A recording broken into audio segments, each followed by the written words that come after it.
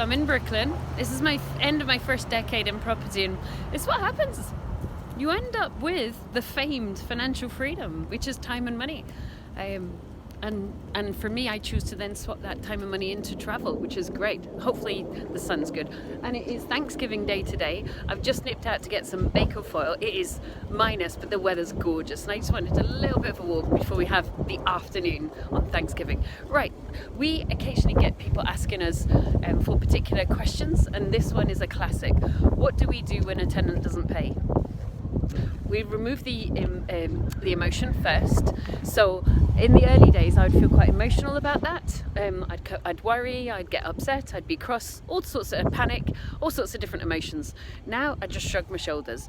We have a very simple process. Now I do want you to check your legal stance on this, because I'm just giving you general advice, but let me tell you what we do. We have a 10-day process. We have 3 written letters within that 10-day process. We telephone, we text, we email within that process. None of the letters, texts, telephone scripts or emails are made up, if you see what I mean. They're all templated, so we've written them before we've had a situation where the tenant doesn't pay, so we've written them when we don't have any emotion involved in, oh my god, you know, the git, he's not paying me any money, he's trying it on. And so it's just a pure template. Statistically speaking, 10% of tenants in my portfolio anyway don't pay on the day. I find it really annoying. It's a complete pain in the neck, and it's simply a cost of doing business, not the lack of rent, because we get all that rent. It's the small scale cost of the human resource to manage that. I just find a bit irritating, really. And we actually monitor. If a tenant continues to not to pay, we'll phone them up and say, look, you're costing us business money. We're not really interested in having tenants that don't do what they say in the contract. And then we do 2 things. We either text them in advance in the future to make sure they pay on time, or we just simply terminate the contract at the end of the 6 months because we don't need it. But let's go back to your stinky tenant who's decided not to pay their rent. Well, what do? 2 very simple things. On day 10, we serve a section 21 to take into play, to come into force at the end of the tenancy. Now I know there's some rules around that, but you make sure you're compliant. And we also go straight to money claim online, MCOL. It's the small claims court. Typically it costs you about 60 quid.